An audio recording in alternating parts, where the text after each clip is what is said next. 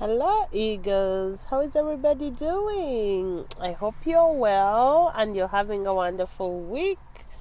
So many holidays within this week, right? Well, I did this video last week and it turned out horrible. So I figured I should do it again because it is important. And our topic today is taking care of yourself first.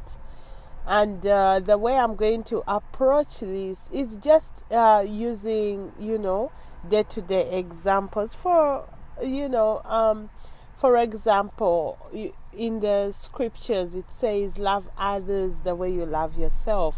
Meaning, if you don't love yourself enough, you can't love others. Meaning, if you're not taking care of yourself, you can't take care of others.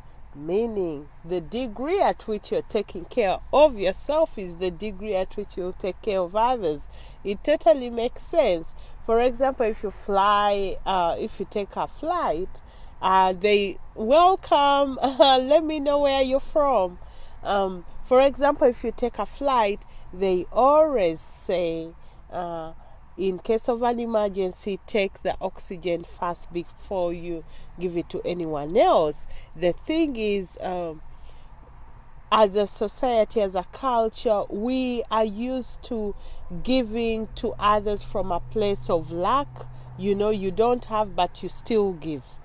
You don't have enough. And why would anyone be in a place of taking care of others while they are not able to take care of themselves? Sometimes it comes from obligation. Supposing you're a head of household, you are assuming you have to take care of the whole clan, the whole tribe, before you even build enough to take care of yourself. But the downside is, if you do that, before you know it, you will be in the same boat as the people you're helping. You'll be broke and disgusted and no one to help. But if you secure yourself, build yourself up, have enough, and give from a place of abundance, it totally makes the biggest difference.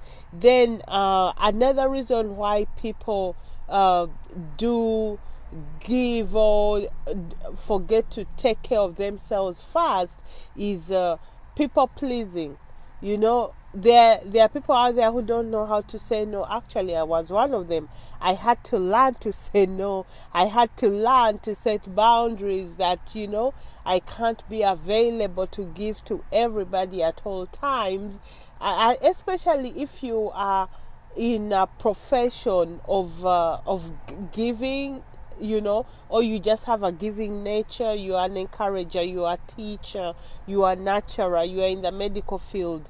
That level of giving needs to come with boundaries. You have to learn how to set boundaries.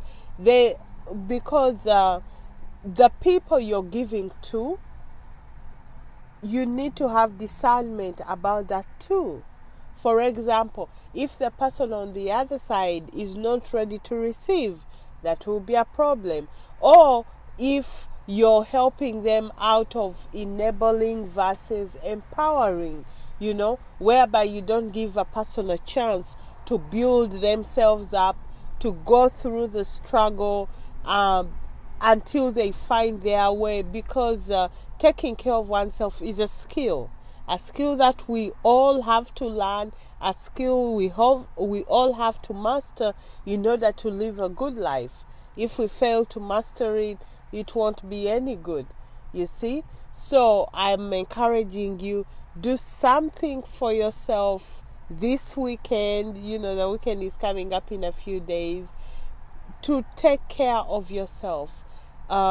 Whether it's to set healthy boundaries, whether it's to say no to something, whether it's to stand up for yourself just this once. Because sometimes if you're used to taking care of others, pride may come in, thinking you're the solution provider of everybody, and if you're not around to take care of them, nothing will get done. That is not true.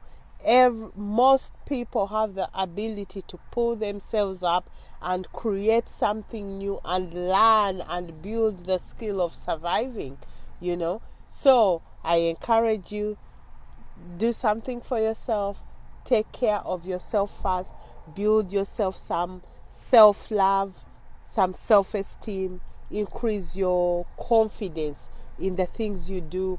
And it's okay to say no to certain things or certain people until you're strong enough whereby you're giving from a place of abundance. Well, it's Mother Ego here. As always, I'll talk to you soon.